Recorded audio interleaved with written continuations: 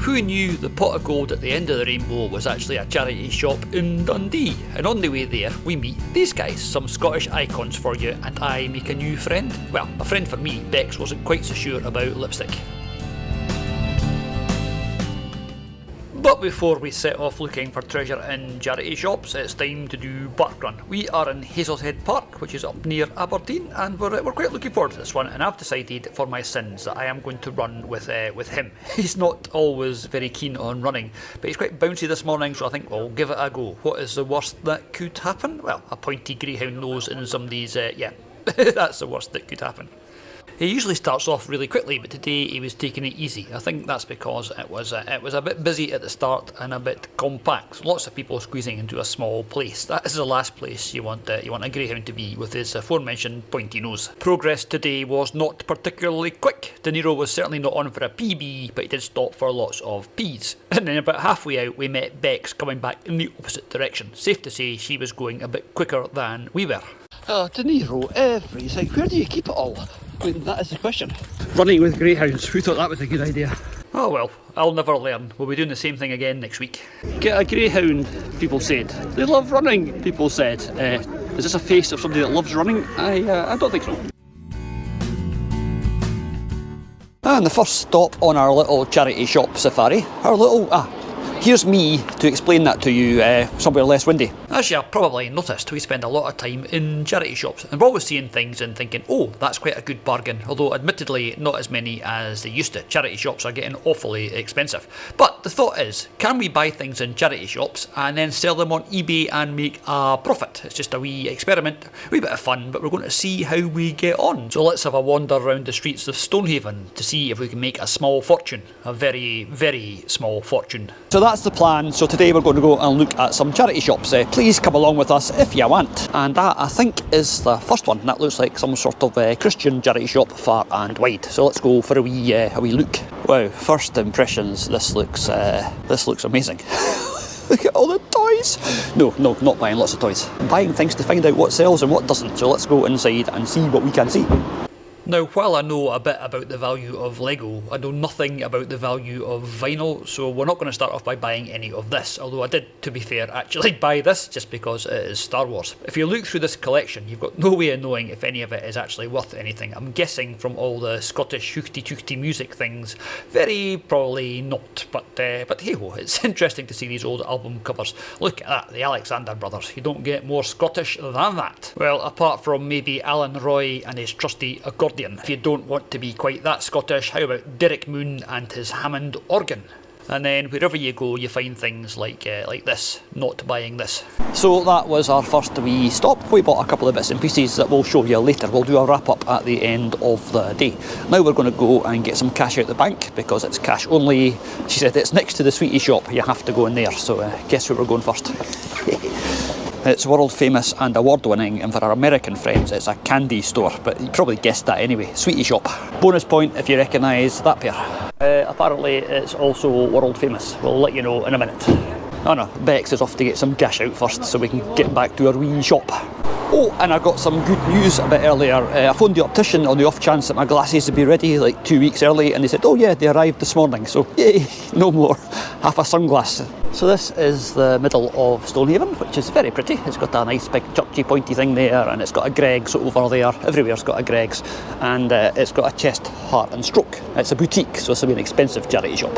You know it's an upmarket charity shop because it's got a bust of some Roman dude in it. I'm trying to figure out if that is Caesar or no idea. We'll just call him a Roman dude and you won't know any better. Having a quick look round here, it is a boutique, so it is obviously a lot more upmarket than most charity shops, and it shows because things are really quite expensive. But they do have a wonderful array of interesting books. Who fancies a book on tiny houses?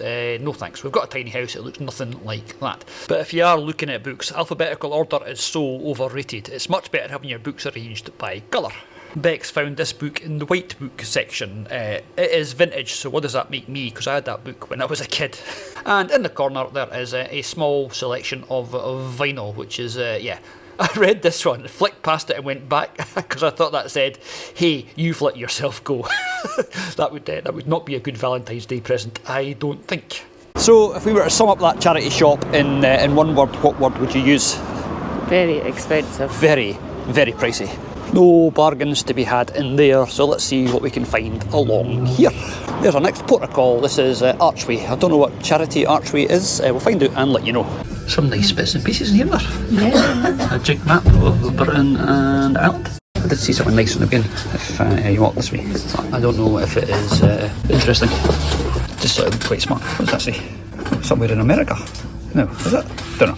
Well, that was a nice wee charity shop, raising money for a good cause. Still don't know what the good cause is, and try to raise too much money, because again, too expensive. It's quite an expensive place for charity shops. I don't want it to sound like I'm whining all the time, but I'm whining about the prices. What have you got for us, British Red Cross? Tell me why that Carpenter's album was worth $14.99. Is that a special edition or something? How much is the Beatles concerto one? $4.99. Okay. So there must be something special. How much is Shirley Bassey? Shirley Bassey's $8.99. One of the good things I've discovered now about charity shops looking for bargains is when you're in them, you spend a lot longer looking at a lot more things. You go through all the upper levels and the lower levels and the wee cubby holes hidden away at the back. Some things are really quite nice, like this racing car tin thing, but out of all these clothes, are any of them worth money? Is there profit in any of them? No idea. That's part of the fun of it as well, I guess, is learning what sells and what doesn't. Bexy's favourite section in any charity shop is always, as you know, the book section. She is a great reader, and books like this I always think are quite interesting. And in this shop there was also some interesting and niche reference books, and some books from my childhood again. But they are charging way more for these than you can find them for online. So who would buy them here when you can get them cheaper on eBay? But never mind all that. Stacked away in the corner there was this big pile of Lego boxes. I wonder if there's anything exciting in these, but then yeah, look at the price. That's the bottom box, and that's the second box, and no, not worth paying that for second-hand Lego ever. You don't know what you're getting. This was quite good though, $4.99 for a box of Duplo. I might have to buy that, I'm afraid. Looks like there's another one not that far away. Okay, I just want to say 90 quid for Lego. For a box of Lego. Okay, it looked like a 2 Harry Potter sets in it. 90 quid. There's no guarantee that it's all there. I could only see one minifigure, so the minifigures are gone. 90 quid. That's ridiculous. I mean, unless you get an absolute guarantee that it's complete, who's going to pay 90 quid for a box of Harry Potter Lego? Not me. No, not me either. Well, our plans of making our fortune from selling things in charity shops will not happen if the only charity shops that we visit are in Stonehaven. Fortunately, we're on a safari, and safaris are not based in one place. But while we're here, do you want to have a look at the beach? And on our way to the beach, we passed a sign for the Furniture Lodge, which looks quite interesting. I was going to ask Bex if she wanted to go and look at the Furniture Lodge. She's already on the way. There we are, the Furniture Lodge. Reuse, recycle, remake. We wholeheartedly endorse that philosophy. Although I'm trying to film this and walk about while carrying sneak peek that. Would you like a book on transporting your horse or pony? Yeah, that sounds like a very, very niche market, doesn't it? Or the big book of best kept secrets of the Women's Institute. Oh, the secret says they all just go and get drunk, I think. This place was brilliant, an absolute treasure trove of homewares and tat. What's the name of the woman that takes those pictures of babies? Is it Anne Geddes? Have I got her mixed up with somebody else? So that was quite an interesting shop, that one. It'd be good if you're trying to furnish a house, you'd get everything you could ever want in one place for not a lot of money. We're not furnishing a house, we're trying to get rid of a house, so yeah, we're not going to be buying any furniture. And as promised, here's a look at the beach at Stonehaven. It's a very pebbly beach. Sorry, I'm going to have another thing about that £90 box of Lego. Okay, it's probably two, quite expensive Lego sets, but if you can't check that it's all there, that's not worth buying. And also, most of the value in these things is in the minifigures. That's not alarm, that's somebody crossing the road. So if the minifigures aren't there, it's definitely not worth it. And you'd have to take it all out on the floor to check if they were there. I don't think they'd like that very much. But no, not paying £90 for that. The next charity shop is hiding under the scaffolding. I just stole Bexy's line. Let's go and have a look in, what's it called? Inspired by. Let's not get run over on the way over the road though. This one on eBay, on eBay? Shut up, on Google has got some very good reviews. But the first thing I'm seeing is a £15 drunkie. That is not a cheap charity shop.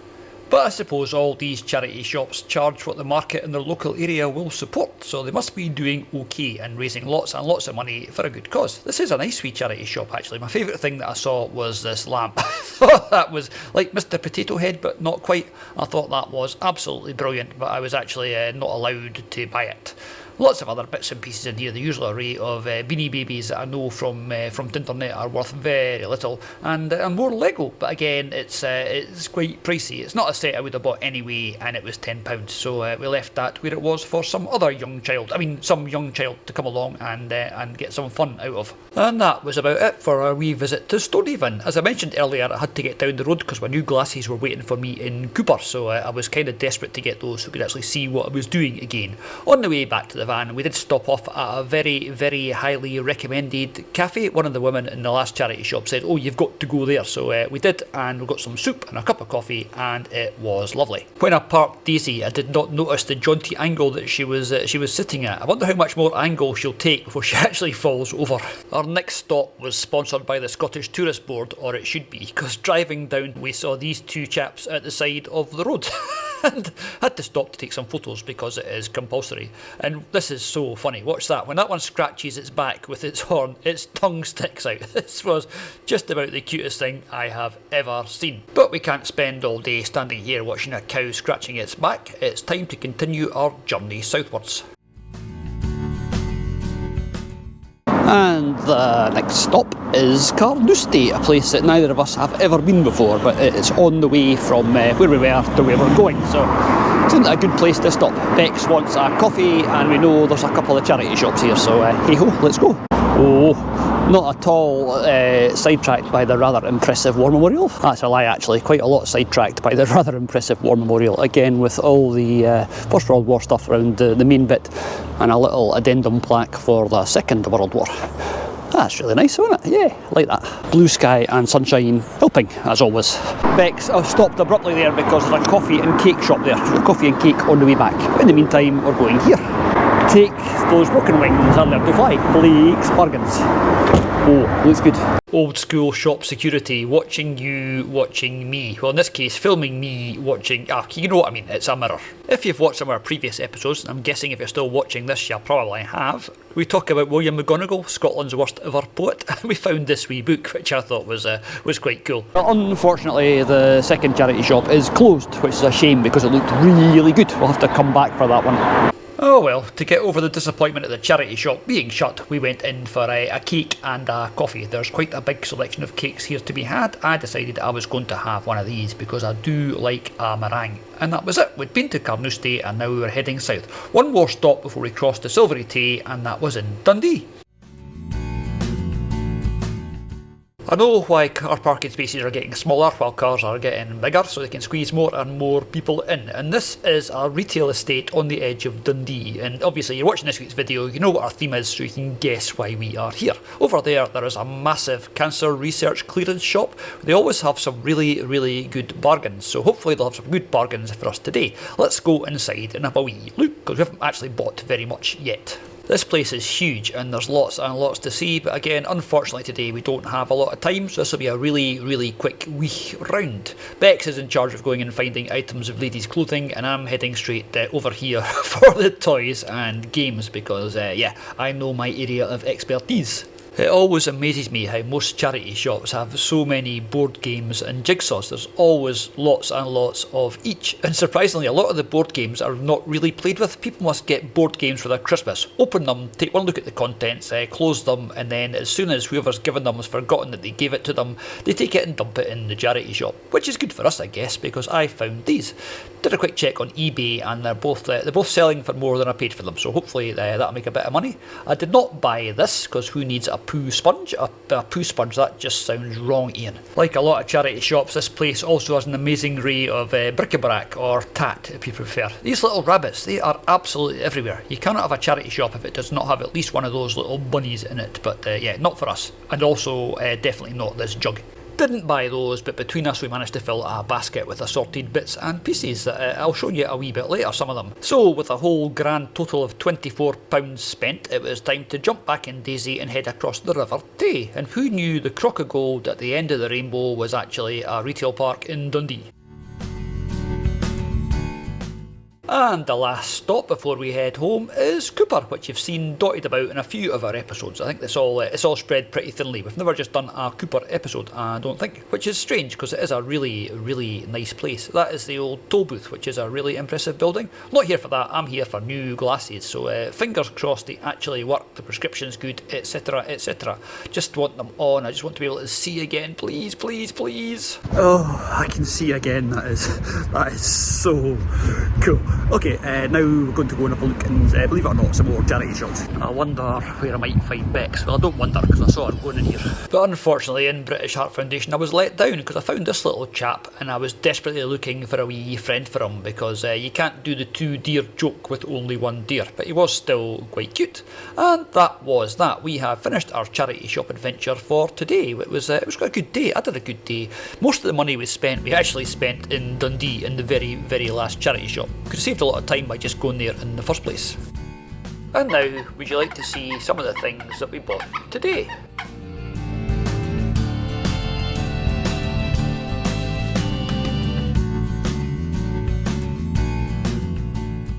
And that's it for this week's wee episode. We do hope you've enjoyed it.